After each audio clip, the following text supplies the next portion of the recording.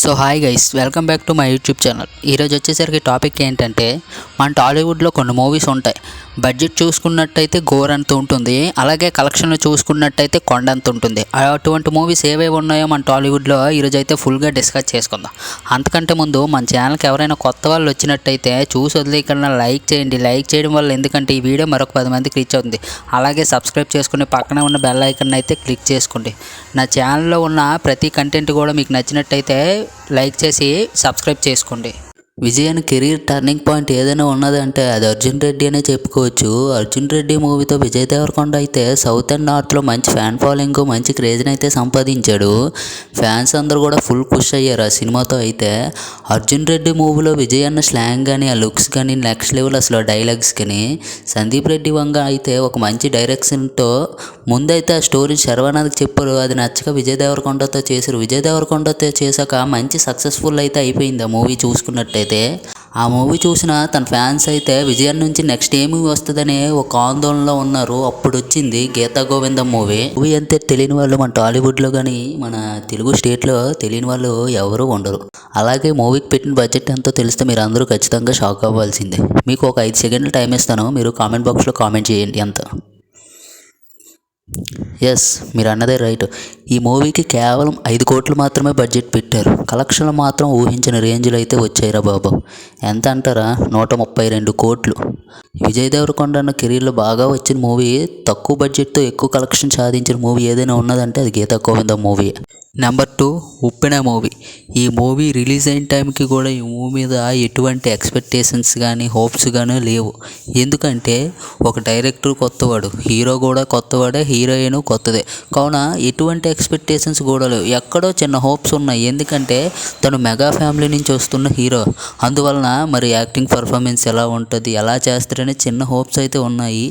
కానీ మూవీ చూసి బయటకు వచ్చిన ప్రతి వాడు కూడా అయితే వీడు మగాడ్రా బుజ్జి అనేటట్టు అయితే చేశాడు హీరో యాక్టింగ్ అయితే. మూవీ అంతటికి ఏదైనా హైలైట్ సీన్ కానీ, ప్రేక్షకుల్ని రప్పించే సీన్ కానీ ఉన్నదంటే అది ఏ సీన్ అంటే కోసే సీనే అండి. మూవీకి వెళ్ళాల్సిన ప్రతి ఒక్కరు కూడా ఏమనుకున్నారంటే ఆ మూవీలో ఏదో పెట్టారు డైరెక్టర్ గారు, మనం ఖచ్చితంగా వెళ్ళి చూడాలనే ఒక పాయింట్ అయితే పెట్టారు. ఆ పాయింట్తోనైతే బుచ్చిబాబు గారు మైండ్ సెట్ అయితే నెక్స్ట్ లెవెల్ అని మనకు తెలిసిపోయింది. ఇంకొక విశేషం ఏదైనా ఉన్నదంటే ఆ ముగ్గురికి కూడా తమ ఫస్ట్ ఫిల్మ్ ఇదే. ఫస్ట్ ఫిల్మ్తోనే 100 crores అయితే కలెక్ట్ చేశారు వీళ్ళు.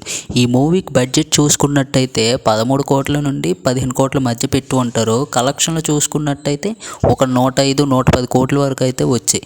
మూవీకి ఎటువంటి ఎక్స్పెక్టేషన్స్ లేకుండా బాగా భారీ కలెక్షన్లు అయితే ఈ మూవీకి అయితే రావడం అయితే జరిగిందండి. నెంబర్ 3 వచ్చేసరికి అయితే కార్తికేయ 2 మూవీ. ఈ మూవీ అంటే మనకు వచ్చే ఒకే ఒక మంచి సీన్ ఏదైనా ఉన్నదంటే కృష్ణుడికి ఇచ్చే ఎలివేషన్స్.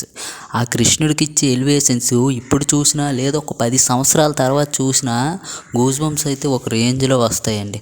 ఆ విధంగా ఇస్తాడు ఆయన అయితే కృష్ణుడి గురించి ఎలివేషన్స్ అయితే. ఈ మూవీ అయితే చూసుకున్నట్టయితే హోప్స్ ఉన్నాయి, కానీ మరి అంత హోప్స్కి అయితే పెట్టుకోలేదు ఎవరు. ఎందుకంటే ఈ మూవీ రిలీజ్ అయిన సమయంలో అయితే విజయ్ దేవరకొండ అలాగే పూరి జగన్నాథ్ గారి కాంబినేషన్లో వస్తున్న లైగర్ మూవీ పాన్ ఇండియా లెవెల్లో అయితే రిలీజ్ అయింది. మనమైతే ముందుగా అయితే ప్రొడ్యూసర్ని అలాగే డైరెక్టర్ని అయితే మెచ్చుకోవాలి. ఎందుకంటే అంత పెద్ద పాన్ ఇండియా లెవెల్లో మూవీ వస్తుంది కదా, మన మూవీ ఎవరు చూస్తారులే అనుకోకుండా దించారు, పోనీ ఎవరో ఒకరు చూస్తారు కదా అనేసి. చూసుకున్నట్టయితే పాన్ ఇండియా లెవెల్లో లైగర్ మూవీ అయితే బాక్స్ ఆఫీస్ వద్ద బోల్తా పడిపోయింది. కార్తికేయ 2 చూసిన ప్రతి ఒక్కరు కూడా అమ్మయ్య ఒక మంచి ఫిల్మ్ ఇచ్చారా మన ఇండస్ట్రీకి, మరొక 10 సంవత్సరాలు 20 సంవత్సరాల వరకు అయితే ఈ ఫిల్మ్ గుర్తుండిపోతుందిరా అనేటట్టు అయితే తీశారు డైరెక్టర్ గారు అయితే. ఈ మూవీకి బడ్జెట్ చూసుకున్నట్టయితే 15 కోట్లు, కలెక్షన్ చూసుకున్నట్టయితే 125 కోట్లు. కలెక్షన్ అయితే గట్టిగానే వచ్చింది కదా. నేను చెప్పే మెయిన్ పాయింట్ ఏంటంటే మీరు ఇప్పటికీ కూడా కృష్ణుడు ఎలివేషన్ సీన్ చూడకపోతే చూడండి, ప్యూర్లీ గూస్ బంప్స్ అయితే వస్తాయి.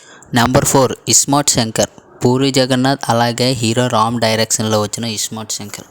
అందరూ కూడా పూరి గారు వరుస ఫ్లాపుల్లో ఉన్నప్పుడు పూరి గారిని చాలామంది అరే పూరి పని అయిపోయిందిరా, వింటేజ్ పూరి మళ్ళీ రాడు సినిమాలు చేయలేడురా అన్న వాళ్ళకైతే పూరి జగన్నాథ్ గారు అయితే ఇస్మార్ట్ శంకర్తో అరే పూరి ఈజ్ వింటేజ్ బ్యాక్ అనేటట్టు అయితే తీసాడు ఇస్మత్ శంకర్ మూవీ అయితే.